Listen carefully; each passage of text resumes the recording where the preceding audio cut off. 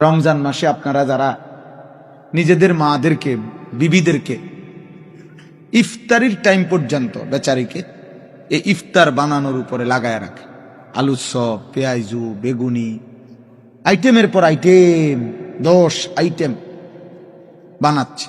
যখন আজান দিয়ে ফেলছে মাগরিবের ইফতারের আজান, তখনও ওনার ঘাম পড়তেছে, তখনও আরো কয়টা পেঁয়াজু বাকি অথবা আলুর চপ বাকি।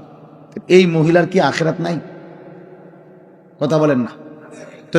এই বেচারি কি ইফতারের আগে যে দোয়া করা সুন্নাত, তো এই বেটি কখন করবে বলেন? এই মহিলাটা কোন বছর তাহলে দোয়াটা করবে? আপনার কি এই 3 আইটেম ছাড়া ইফতার হইতো না? আলুর চপ, পেঁয়াজু, বেগুনি তিনটাই দরকার প্রতিদিন। কথা বোঝেন নাই? একটা আইটেম কম হলে চলতো না? তো এখান থেকে 10টা মিনিট বাঁচতো না? তো মহিলা ওই 10 মিনিট দোয়া করত।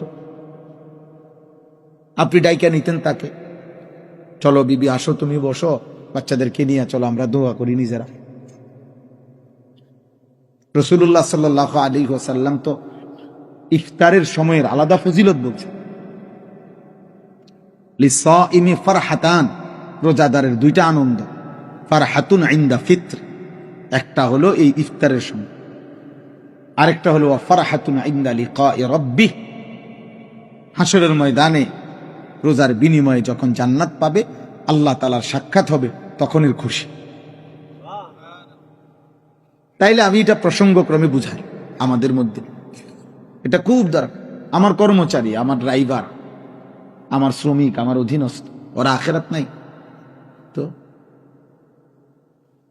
তো আমি নামাজ পড়ে আসি, ড্রাইভারে বলে দিলেন তুই বাজারটা করে ফেলো, তো ওরা আখিরাত?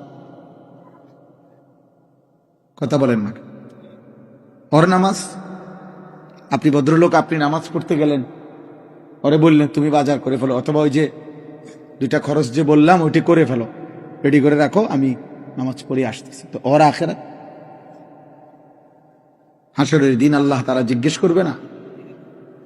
অকুল্লুকুম মাসউলুন আন রাইয়াতি, তোমাদের প্রত্যেককেই আল্লাহর নবী বলেন তোমাদের অধীনস্থদের ব্যাপারে জিজ্ঞাসিত হবে, আল্লাহ তাআলার কাছে জবাবদিহি করতে।